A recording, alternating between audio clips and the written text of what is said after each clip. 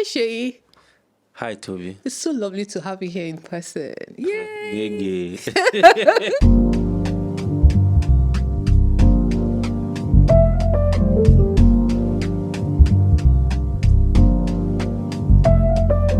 This is like the second time I'm meeting Seyi in person, for real, guys. Not the second time, or in totality, Officially. that's like 4 times now. No, but I've only met Seyi once, and that was even before the whole idea of this podcast started, right? Yeah. And then it's so amazing how much magic you can perform via the virtual world and connection you can make with As a people. bad guy that I am.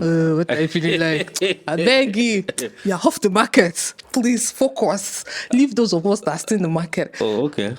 So our audience at the market, right? Hello, everyone. It's so lovely to be here and to be doing this face to face. And Hi, in person. guys. Hi, boys and girls. Hello, ladies readers and gentlemen. learners, everybody here and there. Yeah, and welcome to yet another new episode of the What's Reading podcast. My name is Tobi and Seyi, and with me here is. My name is Sefi Atta. What I go look for my own Noriki too like this? Should I have Adejoke or is it Anyike or which of Well, them? you guys heard it. So if you have the Rikis for My head Adejoke, is swelling. you can start reading it out for Tobi, but my name always remains Sefi Atta. How did Ade be you two now? I beg. Okay. If you know, you know. Okay. And it's lovely to be here with you in person once again. What are we doing on this episode? We're reviewing a very interesting book. It's a book that I read not less than 10 years ago. And one book that's, well, I know that the cover art as at that time was what really captivated me. But I know that across many other reprints, they've changed it. Maybe it was also some proprietary reasons, but it was a book that was set, a while back that just touched on the political situation in Nigeria at the time. Not at the time, but just a backdrop of political situation and then just the general socioeconomic realities that certain families faced across different timelines. Yeah, but before we let the cat out of the bag, I think it's worthwhile to mention that there's nothing new under the sun. And the beautiful thing about this book is that it's still very much relevant to what's happening around us in this age and Exactly, time. very, very relevant. Yeah. Very, very relevant. And without further ado, our book in focus is Everything Good Will Come by Sefi Atta. That's Seyi's favorite book of all time, anyways. It's my favorite book. Before which took over. Until I met another favorite book. I'll mention the name of We that. know those that have been listening to this. And then I met another podcast. favorite book. So See, you're not loyal. I don't understand. No, the funny thing is I'm actually loyal to 2 authors now. So Mention their names. The 2 other favorite books are by one author. So I'm loyal to Sefi Atta. I've read a couple of her books. I read Swallow before they made the adaptation on Netflix. And then I have I have the Beat Collector. Yeah. And then I have 2 other books that she has. That There's News from Home, and there's Exactly. also I have News A from Bit Home. of Difference. I've read a bit of difference as well. So yeah, I'm quite loyal. I'm sure if Sefi Atta hears how many of her books I've read, she'll be proud of me. Oh, well, yeah. Speaking of Sefi Atta, she's such an amazing woman. We would have loved to have her on this particular episode, but we just think it's best to just discuss her book all by itself without actually getting her to, delving into this conversation. If I have her here, I'll likely be very shy. So Shy. so I'd rather just discuss it in our absence. So I think that works better because I think for Everything Good Will Come, the first thing that struck me about that book was the Lagos shoreline that the cover had at the time. Yeah. It's a But I pity that think it's the no new longer. cover is prettier. I love that it's a woman and it's sort of like making allusion to the main character in it all. Nothing beats the first cover. Nothing. Still dreaming for my I can opinion. pay. I can pay maybe ₦1 million to get a copy of that book. I bought it when I was in university, and the way things work there, and you borrow someone and they never return it back, and it still hurts me to today that I don't have that copy Unfortunately, anymore. But I read that copy with the one with that cover. I think I was in secondary school. Yeah, secondary school. Whatever. I feel- What are you feeling like? Me to say, Labi, but Leo. Well, Anyways, Everything Good Will Come is one book with a very captivating title. For me, I feel that it's one of those phrases people are quick to allude to. It sounds almost scriptural, biblical. Yeah, I actually use that. Yeah, everything good will come. So Yeah. at some point in my life, I listened to Steve Jobs' speech. Which one? I think that was at the Harvard commencement. That must have been sometime in 2011, and where he said, "Stay hungry, stay foolish." And so I did something very interesting. I connotated it, and so I would say, "Stay hungry, stay foolish." Ellipsis. Everything good will come. Shit. So I aspire to You Maguire. understand? So in the days of BBM, that used to be my BBM status, and then for a long time, everybody just knew me as the everything good will come guy. So still. Did you pay money to Sefi Atta? I'm sure she must have I bought the trademarked book, that was I in bought that the book, so I also own the rights to the use of that term as you well. people. So yeah. You now add your fund sheets. It's the same people that usually sign off with one of those interesting quotes that they do not own in their emails. So you're one of them. Okay. I'm no. dissing you. So it's a combined code, so nobody owns the rights to it anymore. Yeah, but aside from a book, I think one other book in recent time that has such captivating title, in my own opinion, is Damilare Kuku's book. It's one that would always elicit that conversation, and it's so profound. It would definitely make you feel like, what kind of thing is going on here? What is it about this book? And Everything Good Will Come just elicits a lot of hope for me. And it was one of the things that sort of drew me to the book in the first instance. So interesting characterization, right? Do you agree? Yes, and I must say that one thing I find quite amusing about the characterization many years down the line is in the book we have Enito and Nii as husband and wife, and in real life I have two friends.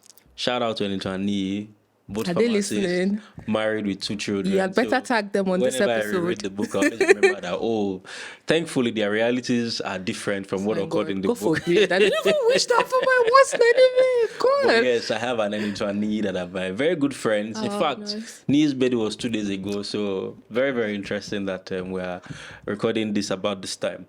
And one thing that I find very, very interesting about Everything Good Will Come is the various themes that she touched on. She touched on, the family structure at the time, how many men, talk about, women trying to give women a lot of independence, but never really meaning it. So a father, for instance, spoke a whole lot about why she really didn't need to be in the kitchen as a young girl and just, find independence as a woman, because he didn't expect that she would grow up into a woman that relied on a man or just dependent on feeding the family. But eventually, if you are listening, pray and tell your God or your head that you never encounter a man like me. Say amen. Because, I was having a conversation with someone in recent time, and I feel ordinarily as a woman who has come into her own and is very much self-aware, it's self-sabotage when you try to play down on who you are, what you actually stand for, your ambitions, and, try to fit in because, the society expects me to, be a wife. I need to suit the man's ego and all of that. In an age and time when, conversations around feminism wasn't really at the forefront, I love that someone like Sefi Atta was super bold enough to, talk about it. And interestingly, she's happily married. She's based in Canada and all of that. And it just goes to show you that you can actually combine your belief in, self-awareness, your belief in, empowering women and allowing women to be their absolute best and still have a thriving family and, a supportive spouse as well. But men like that are very hard to come by anyways. And so please don't cower women and don't even think of settling. I think it's always a very interesting conversation to have about the role of the man as well as the role of the woman. On many episodes, we've discussed how society has come to shape the role of the woman, and how society sort of just places an expectation on either of the gender. Sure. So there are men that grew up seeing their father as the sole provider and seeing their mother as part of the dependents. So what that meant was the father was the one that went out every day and came back at night, and everyone says that is back. Yeah. And the mother was always there. Hello, So the mommy mother, too went out this time, and she's back. Say hi to her, fam. yeah, I think for some of those families, mommy went out later, came back earlier. Yeah. And mommy was the one that always came for visiting days, that followed them for prize giving days, that went for PTA Yeah. meetings, and daddy was hardly ever around. Either daddy was out in Abuja or some other state chasing a contract or just getting busy. But the reality of That the dynamics reality is of the changing. family dynamics we have now is mommy and daddy live home at the same time. Yes. Sometimes mommy lives earlier. Yeah. And shout out to tech bros. Dad is actually at home. Mommy goes out. Interesting. So it's a different. So what that means is that the conversation continues to change. So the difference is you no longer have the daddy that is calling on his way home and saying, "Oh," Shetidano, let's see. or you What no did longer you have the cook? mommy that is asking and saying that, "Oh, Kill what are my you doing?" jalale.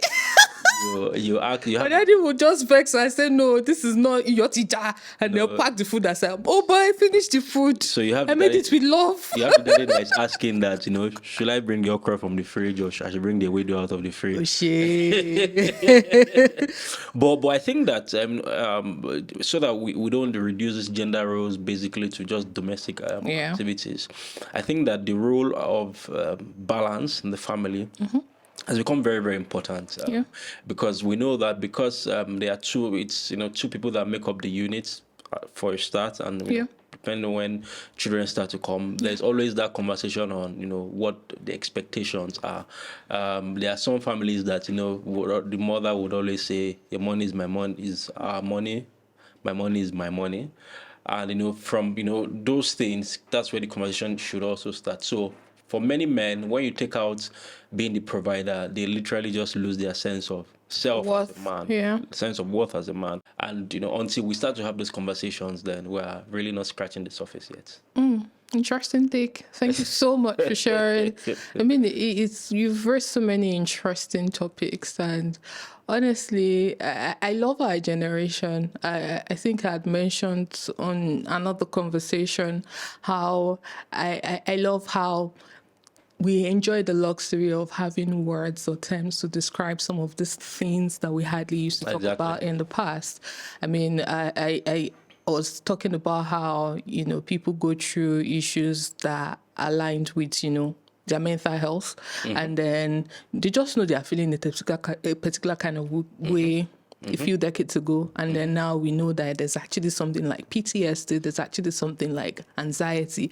And it's also the same way that I love that there's a term to describe all of those things, that okay, they're actually gender roles, and those conversations need to be hard. I love how our generation, when people go on dates in this age and time and they're sitting at the table and they're like, dude, so what do you bring to the table? And it's not like the woman is trying to pray. It's not like the woman is trying to play, Queen, Miss Perfect and all of that. Oh boy, so what makes you think, I'm not sure that conversation is like has been fully had in Nigeria. Oh, well, a woman who knows herself, who knows what she's going for and is pretty much strategic and doesn't want to fall prey to men like me, you should know how to, navigate and, have those conversations. And I guess it also takes experiencing the other side of these things for you to come to that place of your awakening. For me, and personally, I feel that, I found myself on the other side of the extreme where I just felt like, oh, well, the word says you're a bit too much, and they're like, I think I've had a guy before who told me outrightly that she doesn't look like she can cook. I'm like, well, should I if I have a friend that would always tell me that, there are some ladies that you can almost tell what their culinary skills would look like in the kitchen and all of that. And again, I'm like, see, those are secondary things. Those are not even conversations that should be hard. And I really love that we're coming into that age and coming to that place where people are a bit more aware. And I must admit that sometimes these things are easier said than done. And shout out to women who are predecessors and have sort of like trailed the blaze for us to, enjoy this luxury of being able to, say, you know what, no, these things are not right. These things need to be questioned. This culture just isn't making sense or adding up. Why would a man come back at 10 p.m. and we're saying, oh, pounded yam is what I feel like eating? I know I want French soup or I want fresh mango juice, Yeah, I think that throws into the conversation the character Sherry in the book. Yeah, I Especially love her how to death. she the circumstances that directed the course of her life. Yeah. The rape incident that she Yeah. had, the abortion attempt, and then even beginning to live a life that relied on a brigadier. And so what that meant was, thankfully, Anyton was able to help us start to see another life where, you know how to cook, you know how to organize things. How about starting a catering business? And that, began to help her, form some sort of financial or economic independence. So I think that one thing that is very, very important to consider is, there are women that already have a great sense of self-awareness, but it's always good not to live in isolation. It's always good to look out for other women that are sometimes close to you, but are lost in certain other realities or certain other worlds. And all that they need is someone to just show them a means of escape. There's always a circle of concern. There'll always be a window of escape for them. So show them that window of escape and see how you can, raise women. When it comes to this conversation of showing women, I belong to this school of thought that you can only take your horse to the river, you can't force it to drink. No one asks you to force and it to the drink. funny thing is that half the time most of the women in that particular situation know what to do. They probably have like alternatives, but it's the first question that often comes to mind is like, so what would the society say? What would my family say? I know my ultimate prayer oftentimes is always like, may we not find ourselves in such compromising and difficult situation where we have to make tough decision. But yeah, well, I think that there's always the force of the will, right? The force of the will is always, at the end of the day, when the force of the will arises, it's always a greater force. So they've never been at that point where the force of the will has risen to take them out of it. But not to sound very distant from all of these realities. I know that, yes, it's good to focus on even the women, but there are also men that are in very, very interesting situations. I always try to strike a balance. And one of the things that I realized even from the book is some of the things that began to push Sonny, which was Anyton's dad, into out of the house, out of the reality of his family. And sadly for Anyton, she realized much later in life that she really even had a brother that was born. Baba. So I think one very subtle theme that the book talks about is the role of religion. So, and how our mom started to become more of a fanatic, going for prayers, and there's Why is it always the woman that turns to religion as a means of succor or something? I'd rather you answer that question. No, like we're having a conversation. You don't even start with me. And I honestly feel that women make up the largest statistics or demographic of people that go to church, are a bit more spiritually Religious houses, inclined. so not just church. Oh yeah, generally. And I honestly feel So that across both Christianity, Islam, Yeah. and even traditional religions. yeah, now woman you go to see the branch Babalawo side and be say Baba for many whatever. But I mean, I really feel that an average man is a bit more pragmatic and logical in the way they approach some of these things. And a woman would rather resort to faith and religion as a means of escape. Why do you keep saying her? Because I agree with you. The average man can be very logical. The average man can be less emotional. It doesn't mean that they are not emotional men, but I think that I'm a Christian, right? And I know that sometimes religion rides on emotion. Sometimes. Let's take a few steps backwards. I feel our society also puts that burden on a woman to be the one on the religious side of life than anything else. You see a man and the first thing they will tell you is that, oh, I want a very God-fearing woman and she must be prayerful. I'm like, you cannot pray. Same way women also look for God-fearing men. No, that are prayerful. When an average woman tells you, oh, she's looking for a God-fearing man, she still wants a tint of. I think that I think that in fairness to women, right? If you study the Bible, for instance, you realize that the way and manner in which women are characterized in the Bible.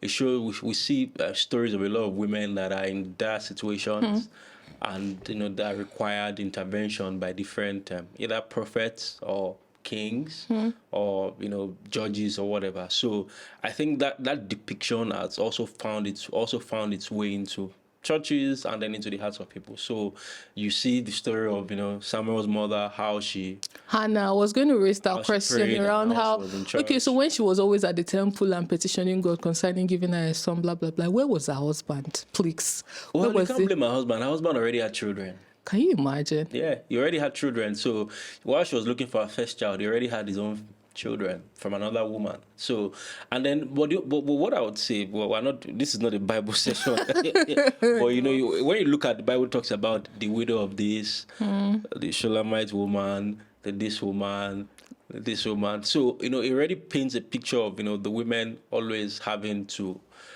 go after a religious head, go after the Messiah, go after. I've actually heard quotes or even come across books around God is not a feminist. And I'm like, okay. I love to engage, or I don't remove my head or my sense of curiosity when I approach the things of God or, the scripture. And there are conversations where I'm like, God, about devil in you, when we get there, we have to trash these things out. Because it's not acting up. Can you hear me? Like, God, please be fair. Anyways, Okay, back to the conversation. yes. Okay. So I think that before we just stay on course with everything good will come, one thing I must mention is how that book remained one of the leading lights for me from African writers. And because of everything good will come, before everything good will come, I'd read a couple of though. I think that Popular Hibiscus was way many years earlier, and there were a couple of other titles that I love to hold on to. Yeah. There was Yellow by Ken Agari. Yeah, where is Ken Hagari, guys? There was Yellow by Ken Oh, God. Agari. There was Judibia. Yeah, that wrote a Judibia couple of, working with shadows. Yeah, They wrote Blackbird as well. I remember during our OAU days, there were a couple of book reading sessions that were put together. Yeah, so there was those Judibia, guys. there was El Nukoya, that El wrote Nukoya, Nine Nine Lives. Lives, yeah. And I think that at that time, those were a different generation Foremost of contemporary yeah, voices in of, the literary circle, right? African writers. Was proud to know that they were Nigerians, but more importantly, they also sort of birthed a new movement of African writers that the younger authors can become proud of and just serve as a bedrock for them. I know that I think Judibia won the NLNG Prize for Literature at some point, if I remember correctly. I remember. Yeah, I'm not very sure about that, but I How think. come we're forgetting Igoni Barrett? Do you know the guy? His most recent work is Black Ass, but before then he had written Love is Blind, or I've forgotten the title of, or Love is something, or something like that. That's the title of the book, yeah. But Igoni Barrett is also one hell of a foremost African writer whose contemporary work used to be those things that fed my excitement and enthusiasm towards, this Yeah, so I particular know that space. there are a couple of them that that really, really wrote stuff. They were quite young. They were fearless. They wrote things that talked about the political situation at that time. A lot of satires were written. A lot of very, very interesting works of poetry, works of prose, and the literary scene was literally bubbling at the time. But I think that if one looks at the African space, there are also a lot of writers that are coming out from across some other countries. Not just so even in Nigeria, for instance. So it's not just the southern writers. There's Season of Crimson Blossoms, for instance, that was written in 2000. Yeah, that was written in I think 2016 thereabouts. He also is an award-winning writer, and I think that generally one would say that writing in Nigeria has really come of age. Yes, there were the real flag bearers. There were the Chinua Achebes, there were the Wole Soyinkas, and the likes. And now we have a lot more contemporary, younger writers, relatable writers, such that you start to see a lot more contemporary things, like people talking about tweets in the book, people talking about, I know. having a What a time Spotify, to be alive, having a Spotify guys. playlist, listening to a playlist, or checking. The Broken People's playlist Yeah, felt so good. Exactly, or sliding into an Instagram DM. And so I know that the role of literature also has to be relatable to to the times.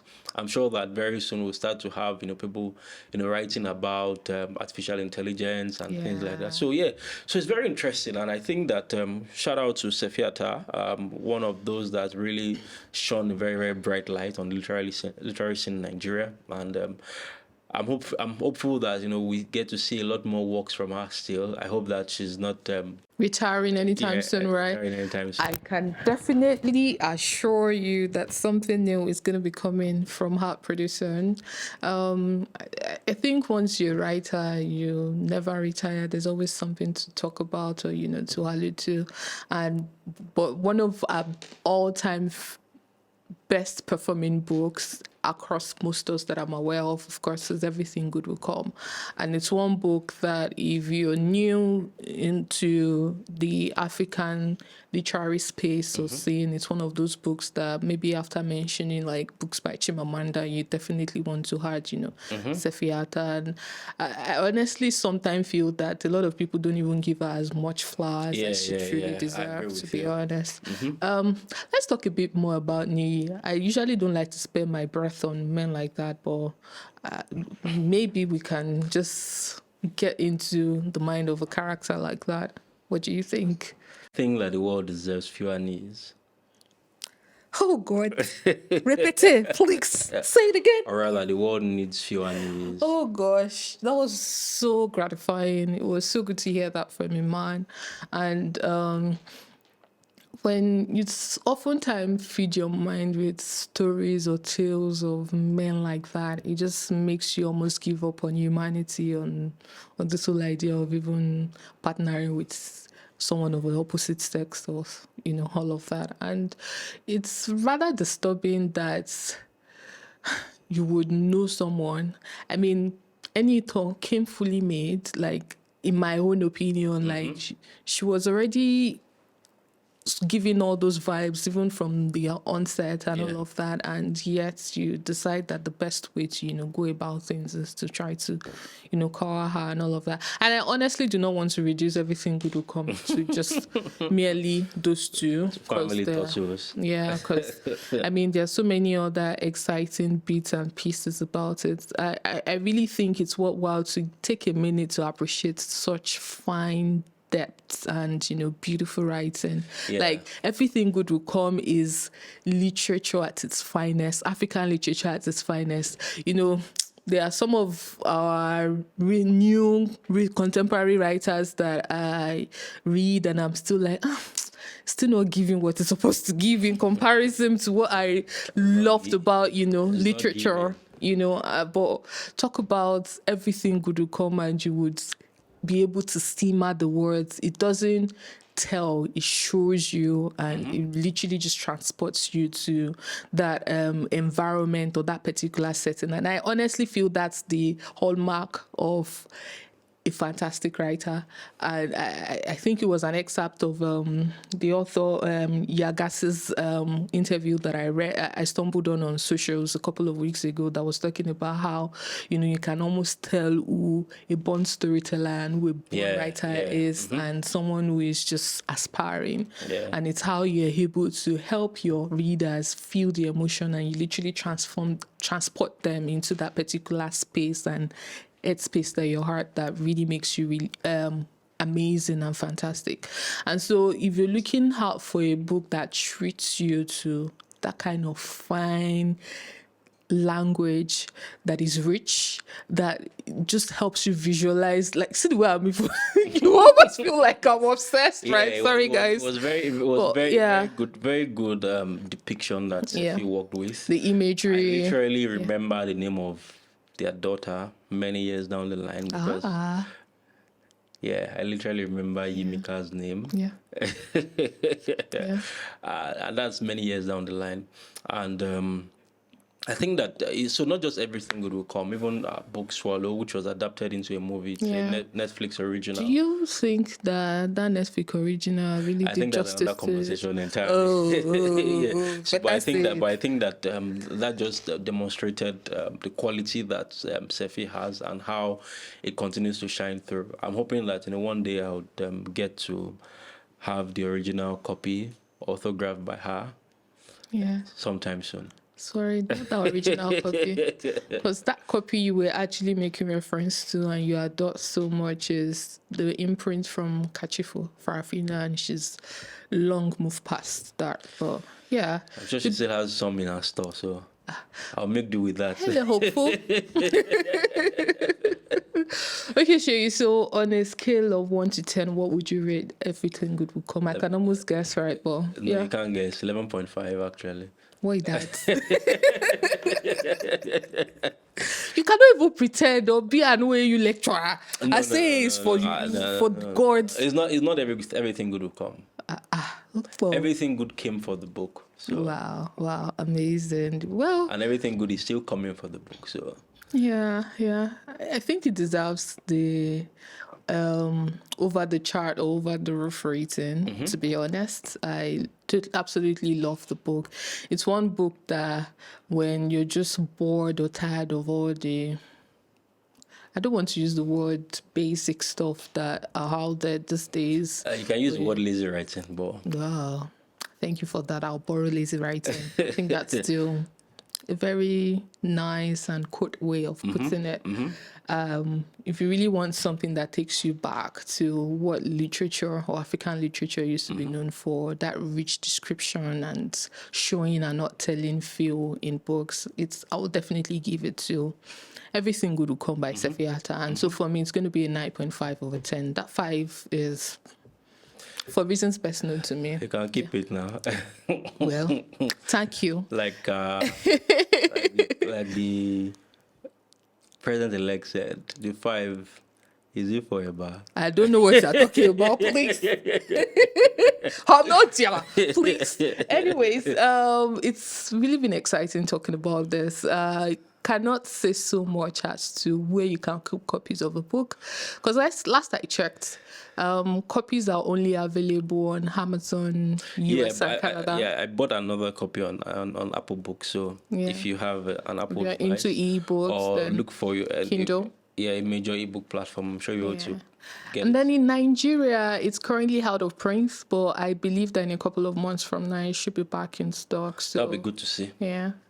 Exciting, Shay. It's really lovely doing this in person with you. It's a totally different feel, and I think we should do this more often. What do you think? I'm a bad guy now.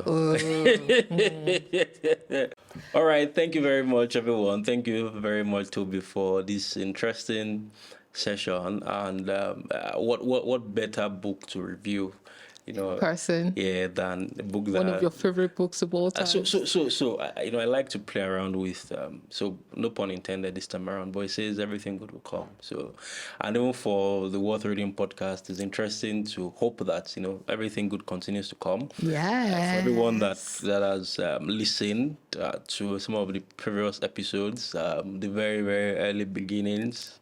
I wanted to say humble beginnings, but I don't know if I'm still humble. But thank you very much, and we hope that on this new season you would have very very interesting times listening to us, and we hope that we can thrill you, wow you, and lead you to books that you've never heard of. And interestingly, we're not just focused on Nigerian authors this time around. We're going across the continent, first across Nigeria and then across the continent. Other parts of Africa. Other parts of Africa. And so watch out for some of the authors we're going to discuss. Oh, wait. Ghanaian authors, Kenyan authors. Even North African authors as well. I'm sure we'll get a very good balance from us this time around. I'm looking forward to a thrilling journey across Mother Africa and, getting to know what makes our literature beautiful and worth reading, definitely. So on that note, guys, have a wonderful time, wherever Peace you are out. in any part of the world. Thank you guys for listening.